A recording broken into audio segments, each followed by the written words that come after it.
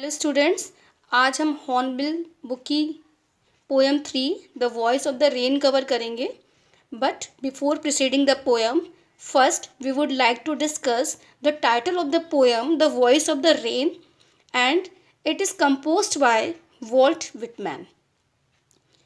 जो हमारे ये पोएट हैं वॉल्ट विटमैन, इन्होंने पोएम में पर्सोनिफिकेशन लिटरेरी डिवाइस का यूज़ किया है।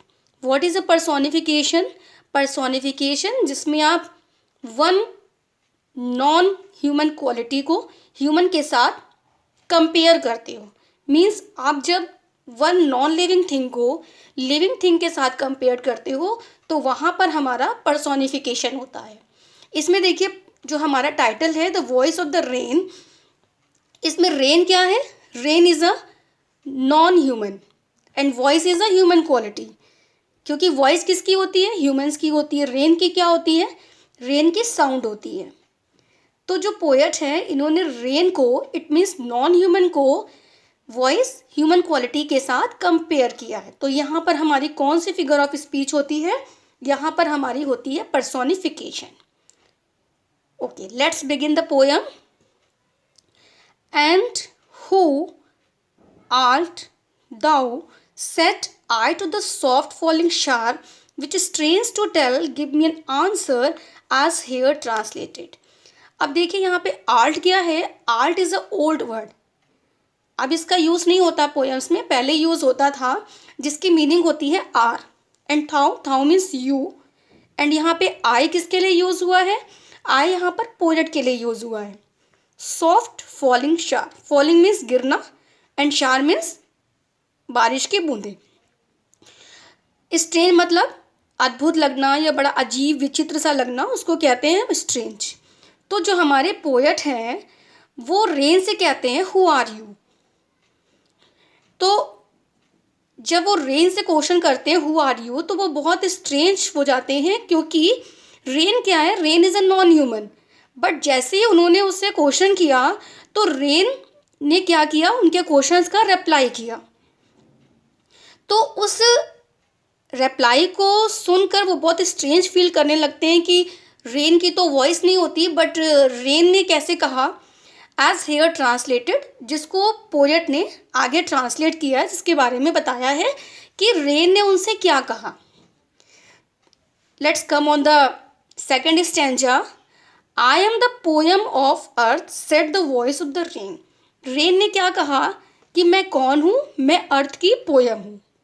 मैं कौन हूँ? अर्थ की पोयम हूँ। यहाँ आई मीन्स क्या है? आई मीन्स यहाँ पे है rain. Eternal I rise impalpable out of the land and the bottomless sea, upward to heaven whence vaguely formed, altogether changed and yet the same। Eternal means unending, forever। जो चीज़ लगातार चलती है उसको क्या कहते हैं? एटर्नल। राइस, देखिए अब ये राइस क्या है? राइस आपने साइंस में वाटर साइकिल पढ़ा होगा, जिसमें वाटर क्या होता है कि रिवर से, सी सरफेस से, लैंड से वाटर एवेपोरेट होता है और वेपर की फॉर्म में वो ऊपर जाता है। देन वो क्लाउड की फॉर्म में शेप होता है, क्लाउड की फॉर्म में चेंज होता है। देन अगेन फिर वो रेन की फॉर्म में लैंड पर आता है। आपने देखा होगा, ठीक है। तो राइज मीन्स यहाँ पे है ऊपर जाना। इम्पैल्पेबल मीन्स जिसको आप टच ना कर सके, जिसको आप देख ना सकें। बॉटमलेस मतलब इन्होंने क्या कहा है कि सी जो है वो बॉटमलेस है, जिसका कोई बॉटम नहीं है, जिसकी कोई डेप्थ नहीं है। तो रेन कहती है कि मैं एटर्नल हूँ, अनएंडिंग हूँ, फॉरएवर हूँ, और मैं राइज इम्पैल्पेबल, मैं वेपर की फॉर्म में ऊपर जाती हूँ।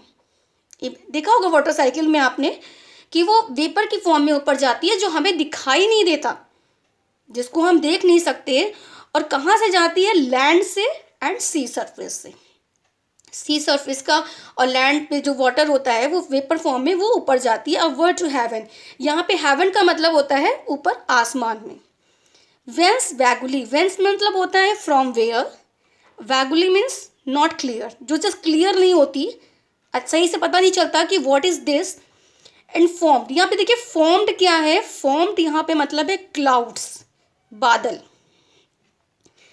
तो रेन कहती है कि लैंड से मैं वेपर की फॉर्म में ऊपर जाती हूँ, जो चीज़ क्लियर नहीं होता कि मैं कैसे जा रही हूँ, लेकिन ऊपर जाने के बाद मैं क्लाउड्स की फॉर्म में क्या हो जाती हूँ, चेंज हो जाती हूँ, क्लाउड्स की फॉर्म में चेंज हो जाती हूँ, लेकिन मैं हूँ क्या, यट द सेम, मैं वही हूँ। पोयम कहती है मैं वही हूँ, मेरा सिर्फ फॉर्म चेंज होता है।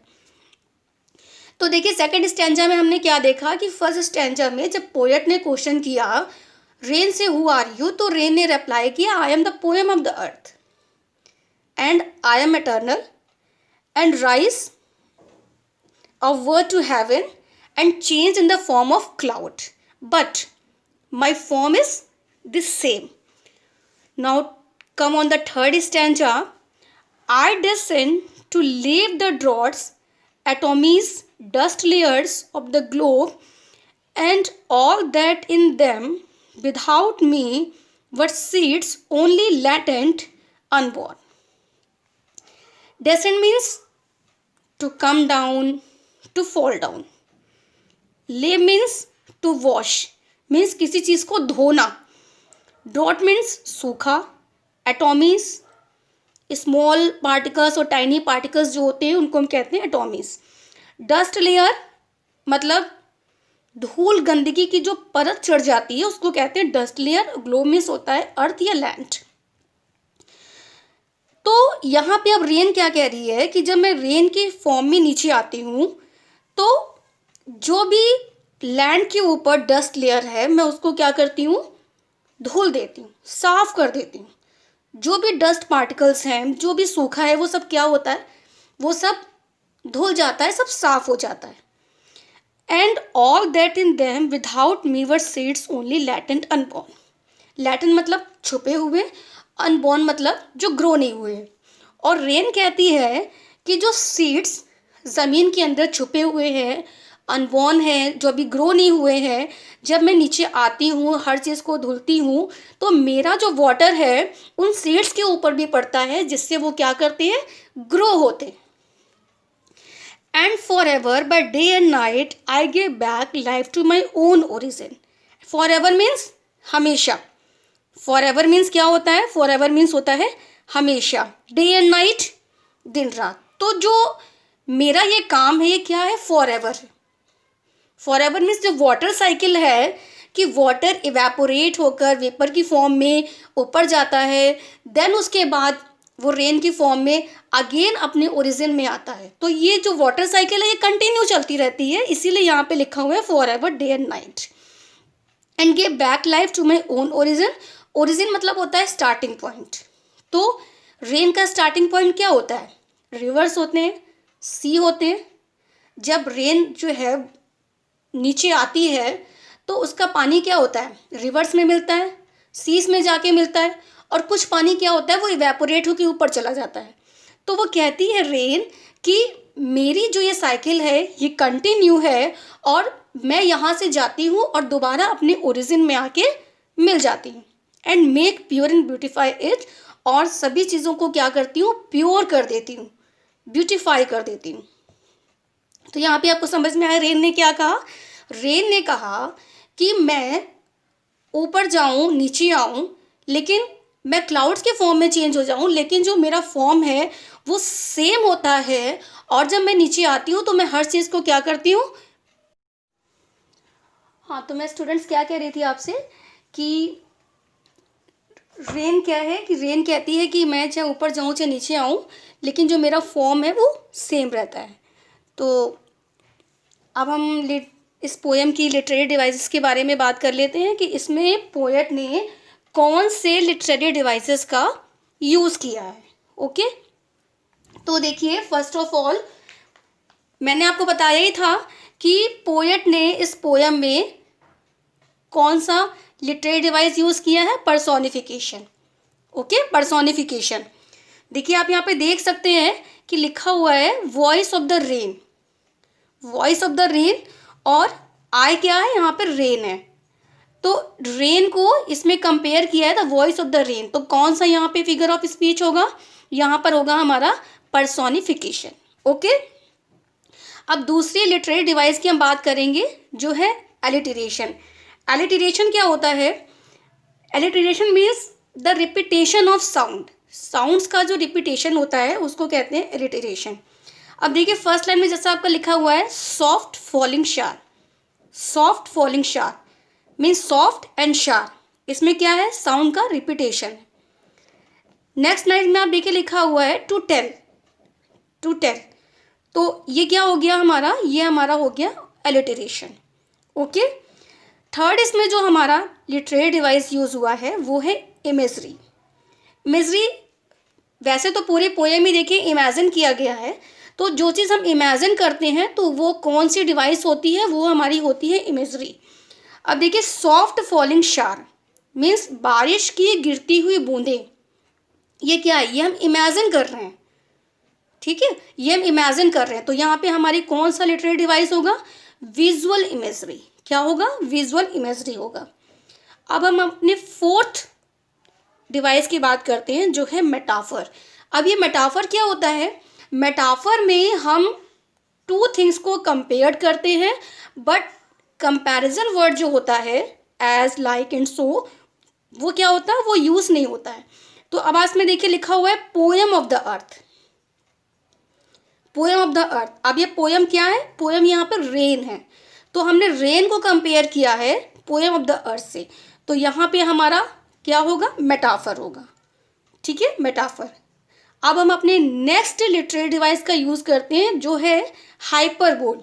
हाइपरबोल में क्या होता है, हम चीज़ों को बहुत बढ़ा चढ़ा के बताते हैं। अब देखिए पोएट ने लिखा है बॉटमलेस सी मीन्स सी का कोई बॉटम ही नहीं होता, ठीक ठीक, सी का कोई बॉटम ही नहीं होता, तो यहाँ पे हमारी कौन सी फिगर ऑफ स्पीच हो गई, मीन्स लिटरेरी डिवाइस हो गया हाइपरबोल।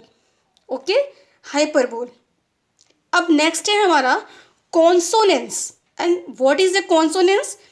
कॉन्सोनेंस मीन्स जब किसी लाइन में कॉन्सोनेंट्स क्या होते हैं, प्रोमिनेंट होते हैं, मीन्स रिपीट होते हैं, तो वहाँ पे कौन सा डिवाइस यूज़ होता है, वहाँ पे यूज़ होता है आपका कॉन्सोनेंस। अब आप थर्ड स्टैंजा में देखिएगा डेसेंट, ड्रॉट एंड डस्ट, यहाँ पे क्या यूज़ हुआ है, डी डी एंड टी, तो ये क्या हो गया हमारा कॉन्सोनेंस। नेक्स्ट लाइन में आप देखिए दैट, डैम एंड विदाउट, तो यहाँ पे क्या यूज़ हुआ, टी टी एंड टी, तो ये कौन सा डिवाइस यूज़ हुआ है हमारा यहाँ पे, कॉन्सोनेंस। अब हम बात करते हैं एनाफोरा। अब ये एनाफोरा क्या होता है, anaphora start the line with the same word, when 2 and 3 lines are start with the same word then it is called anaphora. अब आप ये देखिए कि थर्ड स्टैंजा की जो हमारी सेकेंड लाइन है वो एंड से स्टार्ट है, थर्ड लाइन भी हमारी एंड से स्टार्ट है, फोर्थ लाइन भी हमारी एंड से स्टार्ट है, तो यहाँ पे हमारा जो डिवाइस यूज हुआ है वो कौन सा डिवाइस है, anaphora. Okay, and before ending this poem we would like to say कि ये जो पोएम है हमारी क्या है, ये पोएम है हमारी फ्री वर्स। फ्री वर्स क्या होता है, फ्री वर्स मीन्स जिसमें कोई भी राइमिंग का यूज़ नहीं किया जाता, उसको हम कहते हैं free verse. So before ending this poem we would like to say if you liked this poem please like, and if you watch the further videos please subscribe my channel।